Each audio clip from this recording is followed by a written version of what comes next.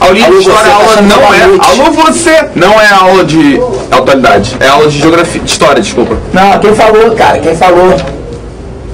Olha só lá, eu tô sem microfone, ele levou o microfone e vocês... Brincadeira, pra dizer que o Marco não tá falhando, tá, não falhou, não tá com defeito. Tudo bem. Felizardo, volta que ele tinha aula com você. Daqui a pouquinho aula de geografia, ok? Tem um desafio pra vocês. Vou lançar um desafio aqui na aula de geografia. Vou lançar um desafio. Vai lançar um desafio? Vou lançar um desafio. Você vai falar na tua aula, você não preparar aqui. Na minha aula? É o desafio, você tem que ficar pra assistir depois. Não, eu não vou aniversário da minha mãe. Eu vou também. Você vai... Tá, mas eu vou primeiro, que é minha mãe. Tá bom.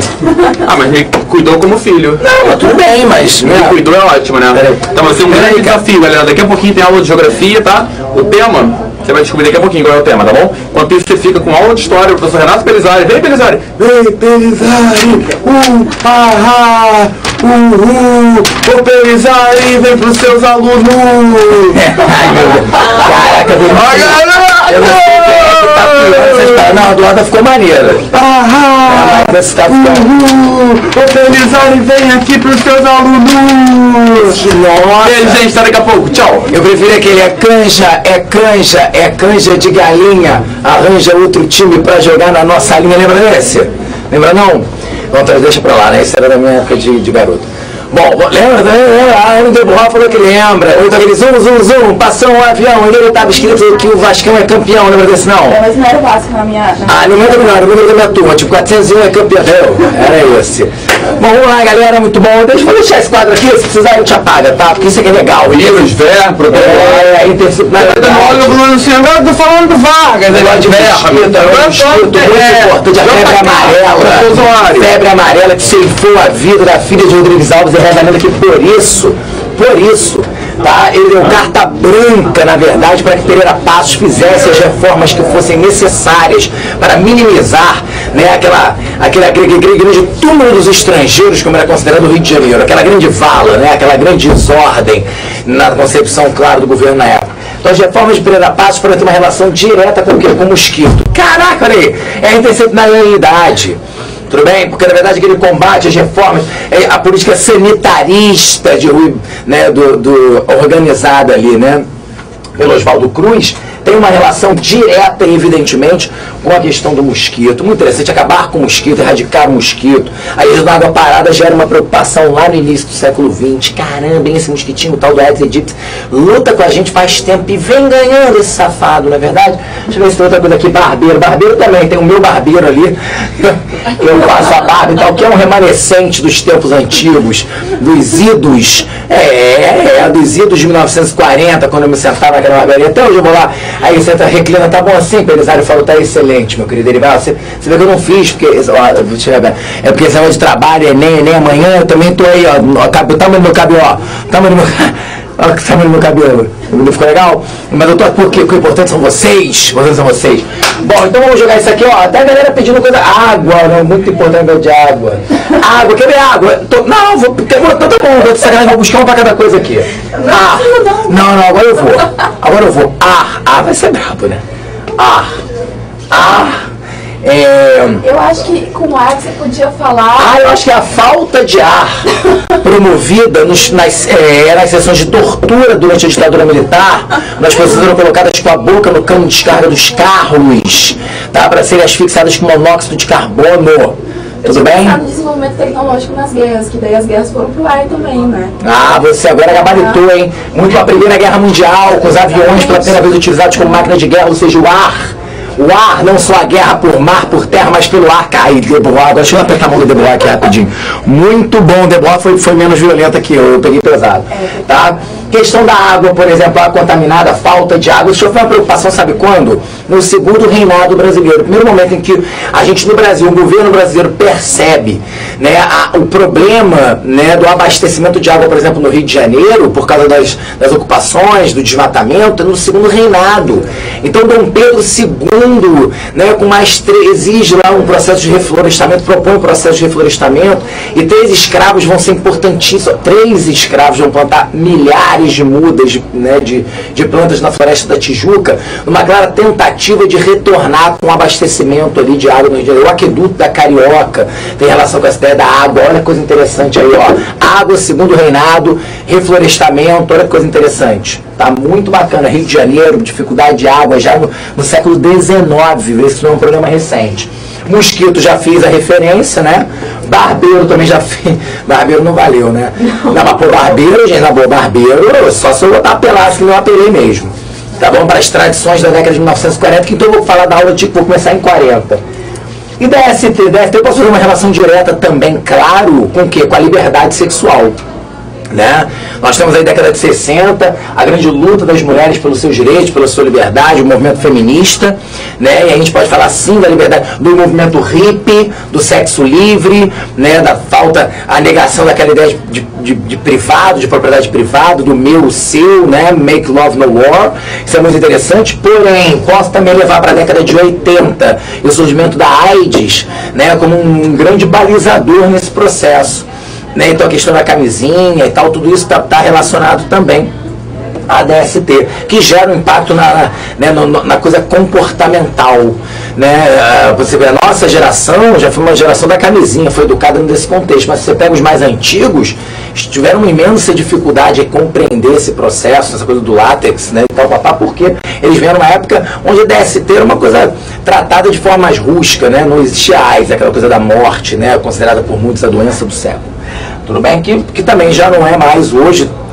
Né? Hoje você tem um tratamento pesado, se investe milhões, né, em tratamentos da AIDS. O coquetel aí já faz com que as pessoas tenham uma vida, né, praticamente normal e tal. Então, alguns já chegou a falar na cura da AIDS e tal. Então, quer dizer, ó, bacana, viu? Tentamos aí fazer um processo, mas o barbeiro, então, algum tipo de dificuldade, que eu dei uma forçada de barra aqui, a gente joga para a década de 40, que eu ouvi falar aí pelos corredores, que isso aqui hoje tá um fervo, né? E aí eu ouvi falar para os corredores, cada um dá um pitaco, muito maneiro isso assim, gente, vou dar uma agora aí, Felizardo, aí passa alguém assim, aí, fala aí de não sei o que o pessoal tava querendo, aí passa outro, aí, tu podia falar de não sei o que, cara, estão clima, sabe, construção total, é uma casa do saber isso aqui, né? Muito legal, que se bem que casa do saber existe, né? Eu acho que eu não posso falar isso, é a casa do conhecimento, isso aqui, é a casa do conhecimento, tá? Não, é o CC, Casa do Conhecimento, tudo bem? Bom, e aí o pessoal podia falar muito da década de 40, falar de CLT, que o pessoal falando, caraca, CLT, todo mundo aqui, a CLT, né, ela foi organizada em 1943, olha que coisa interessante, então nos remeteria aí ao governo Vargas, não é verdade? Mas focando, na verdade, porque parece que o professor William Gabriel, meu grande amigo capitão Espírito William Gabriel, ele teve mais cedo com vocês e falou da era Vargas como um todo. Então eu poderia pegar e focar na questão da CLT para entender o contexto, o que a CLT significa dentro desse cenário, não só brasileiro, mas um cenário internacional. E essa é a grande parada aí que eu pensei, para a gente começar. Depois pensei a gente fazer alguns assuntos que ficaram abertos ainda, que aparecem muito, que Brasil República é o que mais aparece na nossa prova. Eu achei alguns toques em relação a JK, talvez, algumas referências, né, com JK, com a Bossa Nova, Vinícius de Moraes, centenário Vinícius de Moraes. Guarda isso aí, foi o que eu tinha pensado, eu vim pensando para essa aula de hoje. E por que não, já que vamos falar de Bossa Nova, fazer a contraposição cultural, falando dos movimentos culturais como a Tropicália, os movimentos ali da ditadura militar. E depois a gente fica aí aberto para a galera sugerir e tal. Tudo bem? Parece que a Mafia vai brotar aí também com umas ideias. É isso aí, a aula é nossa. A aula é nossa, quem manda aqui hoje somos nós. Sempre somos, né? Eu tô falando aqui, não entendi nada agora, foi aquela pilha rebelde. Nós somos uns rebeldes, 68, é isso, imaginação no poder, é proibir o jovem no poder. É, jovem no poder, eu sou jovem. Agora eu sou jovem. Viu? Então, galera, na década de 40 eu falei então da CLT dentro de um contexto internacional. Galera, por que eu tô falando da CLT no contexto internacional? Vamos lá, dá uma pausa agora, sério, para ficar didático. Tinha que entender que essa década de 40, ela é aquele período ali, né, a década de 30, na verdade, a gente tem que pensar na década de 30, porque a CLT tem 43, a construção dessas leis, né, a criação dessas leis começa em 1930. A partir do momento que Getúlio Vargas chega ao poder depois da Revolução de 30, essas leis começam a ser, o Ministério do Trabalho é criado, e você tem essas leis sendo criadas, e depois você tem a consolidação. O que é a CLT? A consolidação das leis trabalhistas. Então elas são organizadas num código. Até hoje está aí CLT, um calhamaço aí que você pode comprar, tudo bem? Legal, para você ter em casa.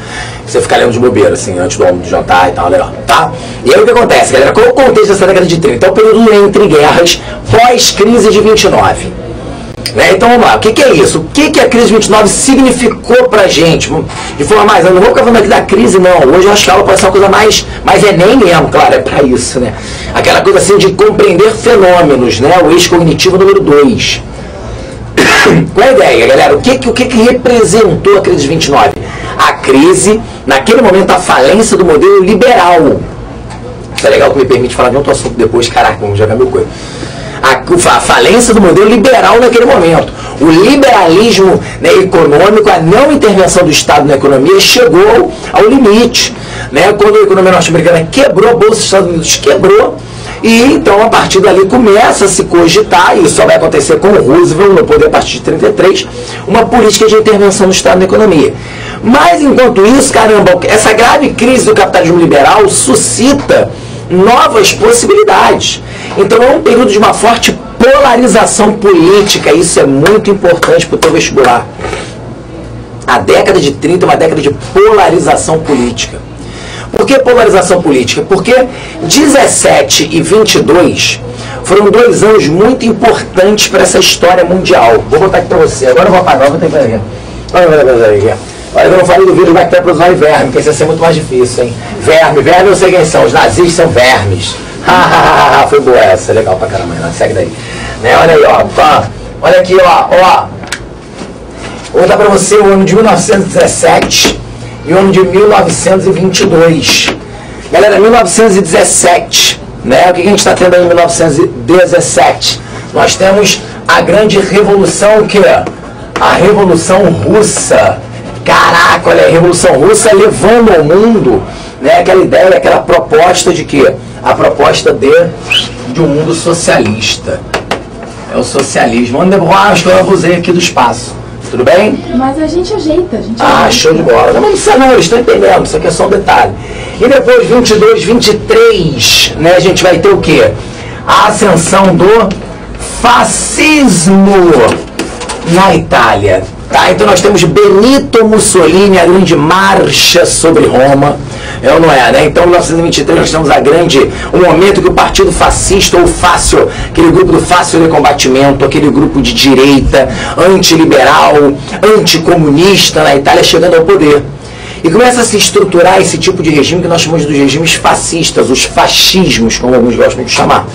Né, que vão aí influenciar o movimento alemão do nacionalsocialismo ou o movimento nazista, né, e vai influenciar no Brasil, né, o movimento de direita chamada Ação Integralista Brasileira, os integralistas, né, os fascistas brasileiros, e de certa forma também vai influenciar Getúlio Vargas, a gente vai ver isso. Então o que a gente está entendendo é o seguinte, há uma polarização política. Então a extrema direita anticomunista e o socialismo, né, a extrema esquerda, a ditadura do proletariado. E o mundo vive essa polarização nesse momento. Então o que acontece, gente? De qualquer forma, eu acho que você já percebeu que é o liberalismo que está fora de moda. É o liberalismo que está fora de moda. Aqui, ó, são antiliberais, de direita, mas antiliberais, a favor de um Estado forte, um Estado interventor, um Estado altamente nacionalista, um Estado presente, legal. E aqui você tem, né, um grupo, obviamente, que presença total do Estado, estatização completa da economia e uma nova proposta de sociedade. Então eu quero que você perceba que quando a gente fala em Estado interventor e esse fascismo como uma forma de tentar neutralizar os fortes movimentos de esquerda, que eram muito fortes aonde? No camponês, que era muito forte principalmente no operariado urbano, porque a gente sabe que a Revolução Russa 17 foi uma revolução, né, liderada pelo quê? Pelos grupos, organizada, né, liderada por Lenin e companhia, mas uma revolução que ocorre, a revolução do proletariado, uma revolução nas cidades. Embora a Rússia fosse majoritariamente rural, a revolução é nas cidades, é urbana, então isso vai gerar uma preocupação com esse proletariado urbano. Então, na verdade, a questão do trabalhismo, a questão do trabalho, a questão de uma política de bem-estar social, ele é muito forte no regime fascista. Então, a Carta de Lavoura, olha aí, as leis trabalhistas são uma grande preocupação do governo de Mussolini. Então, Mussolini vai organizar aí um conjunto de leis para atender esse trabalhador. Claro, porque quando eu dou lei para o trabalhador, quando eu crio leis que protejam esse trabalhador efetivamente rompendo com aquele Estado liberal, que permitia ali aquela hiperexploração desse trabalhador. Caramba, é claro que esse trabalhador fica feliz com o Estado, e assim você vai afastando, ele vai entrando naquele discurso nacionalista de um Estado forte, um Estado que me protege, e você vai afastando esse proletariado do discurso o quê, turma? O discurso socialista. Tá? Eu não posso falar para você assim, então os caras só fizeram isso para afastar o proletariado do... Não pode dizer isso, tá? Não posso dizer isso. Mas, porque havia uma carência, certo? Se existe uma carência do trabalhador por essas leis e o governo dá, eu não posso dizer que é só para impedir o avanço bom, é muita forçação de barra isso, né? Então havia uma carência, o governo fez isso de certa forma, claro, afasta, minimiza esse movimento de esquerda dentro do movimento operário. Perfeito? E isso vai influenciar, obviamente, né, os movimentos aqui latino-americanos e vai influenciar Getúlio Vargas. Vargas aqui também vivia, ele entra no poder em 1930 e vive durante seu governo constitucional um grande choque entre a esquerda, né, da Aliança Nacional Libertadora, e a direita, que é a AIB, a Ação Integralista Brasileira. E o Vargas está naquele meio do caminho ali, naquele choque, mas ele vai, né, organizando uma política claramente personalista, centralizadora e lei trabalhista. Ele vai basear o seu governo na questão do trabalhismo. A verdade é essa. Até porque existe, não só no caso de Vargas, mas aqui também, a ideia de uma forte industrialização. Então você também depende desse trabalhador, você precisa dessa mão de obra. Então, economicamente falando, esse trabalhismo é interessante, e politicamente falando, idem. Então, esses governos, tanto a ditadura de Mussolini como a ditadura de Getúlio Vargas no Estado Novo, ela vai se basear em grande parte por essa adesão do trabalhador, por essa política de bem-estar social, por essa presença do Estado, por esse cuidado com o trabalhador. Quando o trabalhador deixa de ser um caso de polícia no Brasil e passa a ser um caso de política, né? Passa a ser um caso a se legislar. Então, esse impacto é um impacto muito importante. Tudo bem? Então, esse é o cenário. Então, essa lei trabalhista, ela tem aí também um caráter, sem dúvida nenhuma, um caráter de contenção, claro, né, de tentativa de contenção desse socialismo dentro dos grupos, né, dos trabalhadores. Tudo bem? Beleza? Então assim, eu acho que hoje a gente vai pensar assim, pô, tá, e a CLT, como é que ela se comporta ao longo desse tempo? Você tem uma histórica luta, né?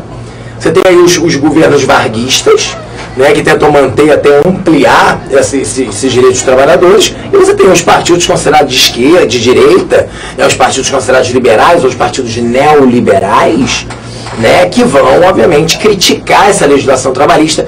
Gente, qual é a grande crítica aí na nossa prova hoje? Qual é a principal crítica dessa legislação trabalhista? Por exemplo, pode cair isso falando sobre a Espanha. Um dos principais motivos da crise espanhola, da crise econômica na Espanha, de ninguém querer produzir. Por que as pessoas não querem produzir na Espanha?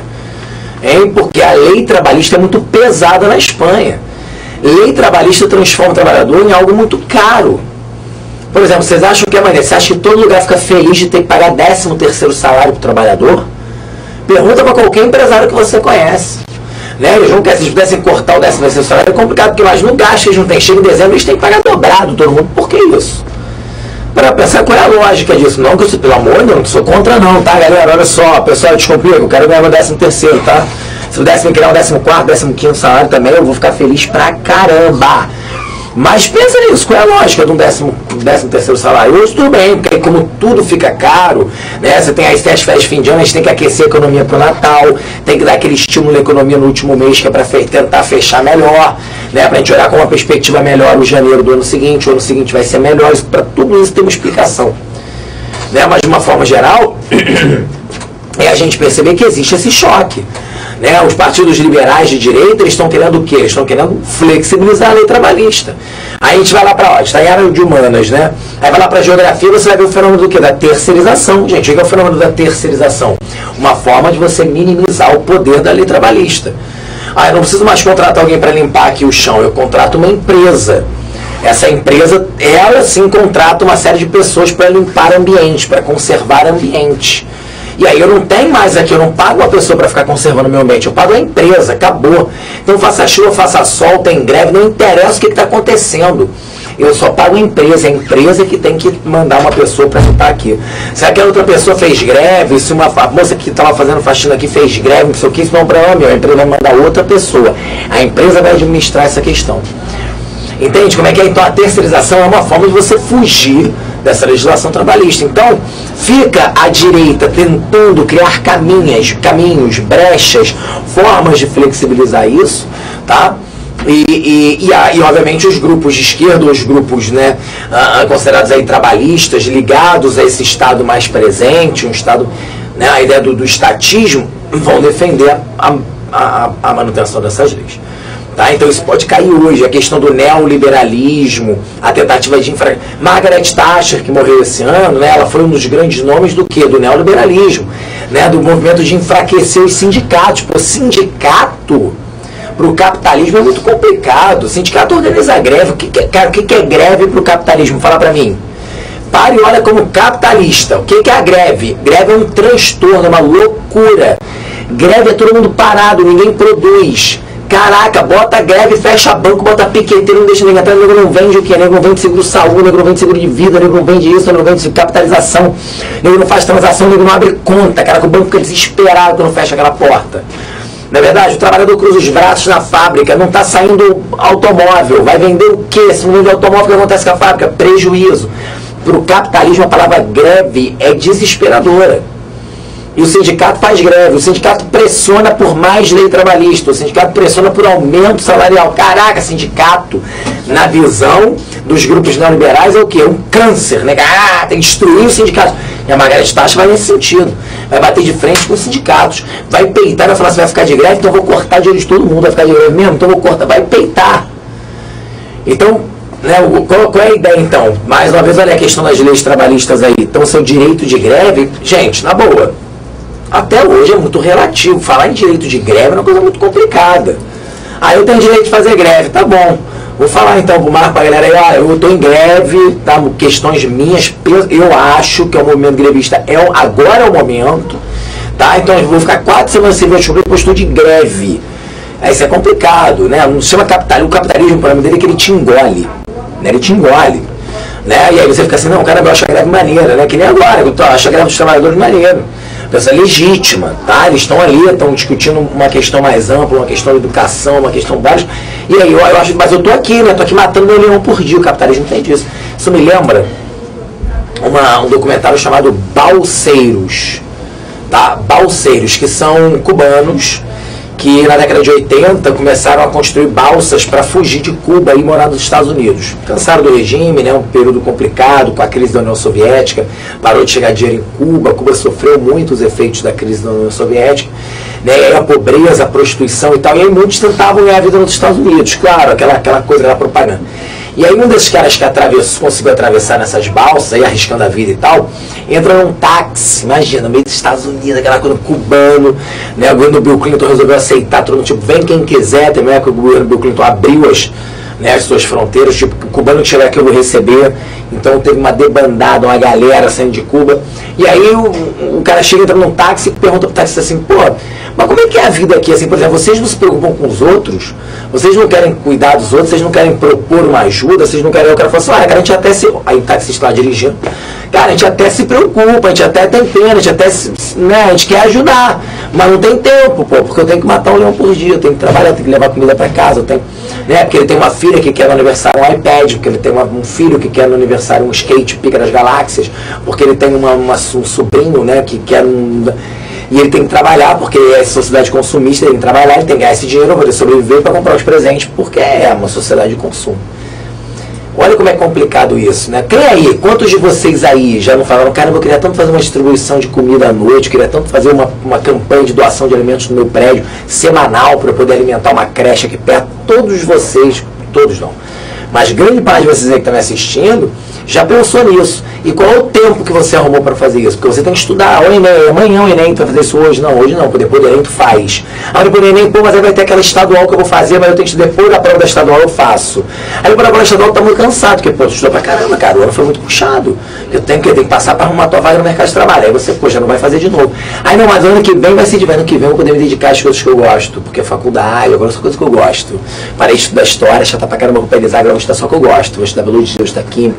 Maneiro, aí tu acha que aí tu vai pra lá, começa, não faz, que faculdade, sei o que, começa a estudar pra caramba, não. Gente, é isso, né? Então pensa aí nesse conjunto, nessa ideia geral. Podemos então estar pensando lá do nacional estatismo da década de 30 e 40 e pensando esse neoliberalismo que é a partir da década de 80. Beleza? Temos alguma pergunta até então, Renata? Não. Beleza, então vamos lá. Então, pensando aí no que eu tinha sugerido, né? Porque, caraca, que isso, meu tempo tá voando. Essas aulas que você fica falando o que você quer, voa, né? Porque você fala 1000 assuntos e acha que não falou nada ainda. Bom, então vamos fazer essa comparação aí que eu queria falar de JK. Que também tem a ver, né? Você assim, no período de JK, como é que foi? Porque assim, professor, a gente vê período de JK, houve uma grande presença do capital estrangeiro, né? O empresariado nacional se beneficiou, você teve a abertura no modelo tripé do capital estrangeiro. Então, como é que ficou a lei trabalhista? Pô, uma questão interessante que às vezes a gente não lembra. Dois períodos de JK, não era isso que eu ia falar, né? Eu vou falar da Bossa Nova. Mas já que eu entrei nesse assunto de CLT, isso é interessante. Como é que ficou a CLT no período de JK? Né? Porque é uma dúvida. Como é que ficou a CLT? Vamos lá. Vamos por parte, então. CLT 43 e 45 acaba, né, o governo Vargas ali, esse primeiro governo Vargas, ele acaba renunciando. Aí no governo Dutra, assim, pô, professor, o Dutra é do PSD. O Dutra também, pô, ele se alinhou aos Estados Unidos na Guerra Fria. O Dutra assinou o TIA, rompeu, né, botou na legalidade do Partido Comunista. Ué, o que ele fez com as leis trabalhistas? Calma, você não pode esquecer que o Dutra chegou ao poder, quando chegou ao poder, por uma dobradinha entre o PSD e olha aqui, ó, o PTB. Olha a dobradinha. Então, essa aliança com o PTB que permitiu a vitória, tá, do Dutra, é também o que garante o quê? A manutenção das leis trabalhistas. O PTB está falando, ó, então você está aí para confirmar as leis. O Vargas caiu, mas a CLT é uma realidade. E olha, só um detalhe interessante, eu falei que ela é inspirada na Carta do Lavoura, hein, gente? Ela não é uma cópia, como alguns livros gostam de colocar, então pô, a CLT copiou a Carta do Lavoura. Isso é uma grande mentira. A CLT brasileira é uma das legislações trabalhistas mais complexas do planeta. Vai lá, Deboa. Do planeta, tá? E congressos foram realizados na Europa, na época, para estudar a CLT brasileira. Então isso é muito importante que seja dito. Tá? Então, quer dizer, olha aí o PTB no governo Dutra garantindo a manutenção das leis trabalhistas. Tá? E aí tem quem vem depois do Dutra? Vargas de novo. Aí, segundo o governo Vargas, hoje, inclusive, na campanha de 1950, me lembro, não fosse hoje, né?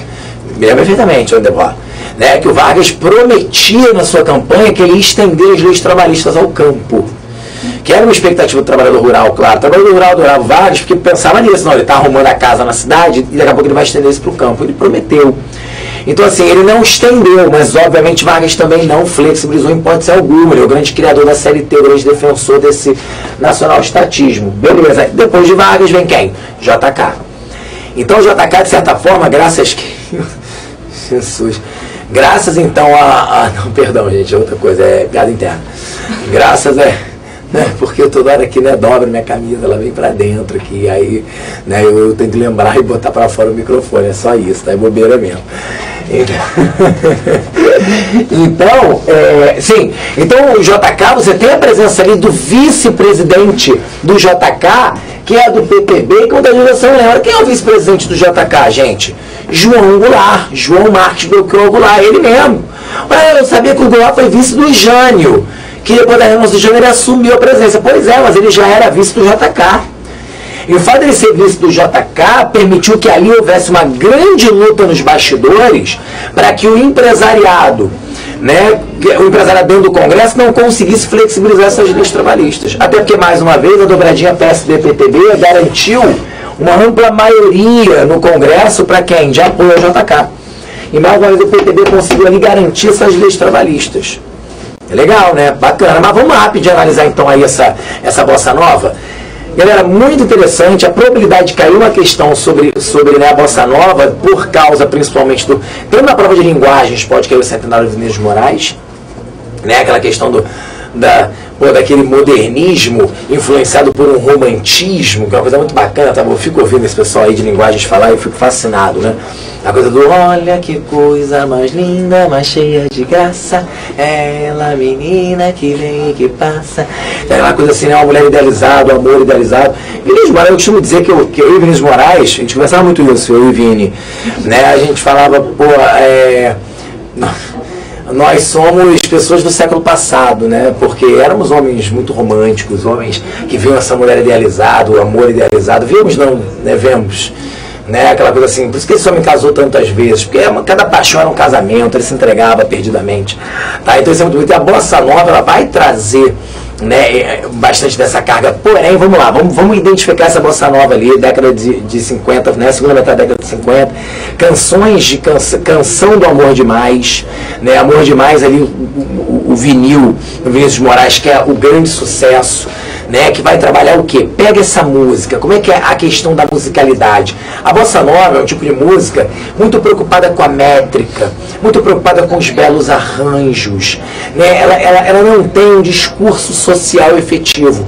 Uma das grandes críticas feitas à bossa nova pelos grupos considerados, né, mais engajados é de que a bossa nova não tinha discurso político nenhum, não tinha crítica na música. E aí, ó, você tem aqueles grupos que vão dizer o seguinte, pô, mas a música tem que ser crítica sempre. Eu mesmo uma vez discutindo isso com um amigo, né, falava isso, caramba, o professor Márcio Hilário, um grande amigo meu, falava assim, pô, Márcio, é um absurdo. Pô, essa bossa nova, pô, não falava de nada, porque o Nacional Desenvolvimentismo do JK não resolveu a questão da disparidade econômica. Então você teve desenvolvimento econômico, teve as empresas crescendo, teve lá, né, o rodoviarismo, teve crescimento. Mas e aí, o abismo social continuou. Né? O pobre continua pobre. E aí o que acontece? Você, pô, e aí? A bossa nova vem e não fala nada. A bossa nova vem e fala de passar uma tarde em Itapuã, o sol que arde Itapuã, o lindo mar de Itapuã. Tudo, cadê o discurso social? Então, e aí esse amigo falou pra mim, pô, Márcio, mas a música tem a obrigação de ser. É um debate, tá? Ele também é um cara que acredita na necessidade, sim, né, do engajamento, mas ele dizia, pô, mas a música tem que ser necessariamente engajada.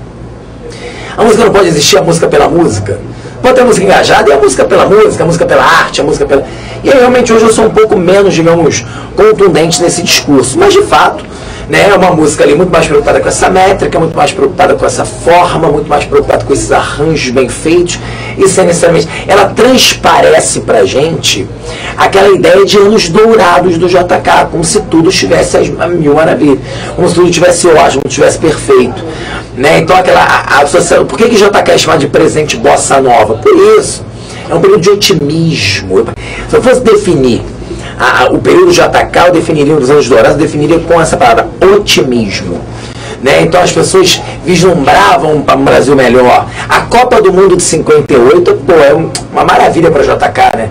Depois do fiasco em 50 dentro do Maracanã, no governo Dutra, pô, JK, no meio do Nacional Desenvolvimentismo, anos dourados, o Brasil ainda ganha a primeira Copa do Mundo, quer dizer, isso tudo gera um clima de otimismo muito grande. A bossa nova, então, vem meio que definir, né, se aproximar disso daí. E aí, quando você tem, então, a ditadura militar brasileira, né, e aí você começa a surgir aqueles movimentos mais engajados. Agora, outra coisa interessante para a nossa prova, cuidado. A gente fala o seguinte, a Tropicália foi um movimento artístico, notadamente musical, né, ali fundado em 68, nos anos rebeldes, para criticar a ditadura militar. Não é bem assim. Cuidado, você vai dizer o seguinte, que esses movimentos, esses grupos, né, esses músicos que procuraram questionar, engajar, eles eram engajados e questionavam vários problemas brasileiros. Questionavam a pobreza, questionavam o subdesenvolvimento, questionavam a questão política, questionavam a ditadura. Também é mais um fator. Então é muito comum essa comparação desses movimentos artísticos, dessa musicalidade da ditadura com essa musicalidade da bossa nova. Inclusive, quando eu lembro de musicalidade, eu ouvi você falando assim, a musicalidade. E aí eu vim pra cá, porque a gente tem a identidade na musicalidade. É isso, é verdade. Se você disser que eu desafino, amor, saiba que isso em mim provoca imensa dor. Só privilegiados têm ouvido igual ao seu. Eu possuo apenas o que Deus me deu. Gente, quem tava no Hangout eu vim pra cá. Alguém falou, Renata, Fabrício, eu tava te vendo no Hangout. Não dá pra você ver, né? Puxa vida. Ele tava falando ali do centenário do Vinícius, a possibilidade de aparecer questão sobre Bossa Nova, JK, Nacional Desenvolvimentismo. Manda um beijo pra ela. Fala que ela mandar um e-mail pra uma feia e cobrar uma pera dela. Fala, né? Aí você tem que mandar um beijo. Tem que mandar um beijo pra... Kellen. Não, Keila. Keila. Keila, você pediu um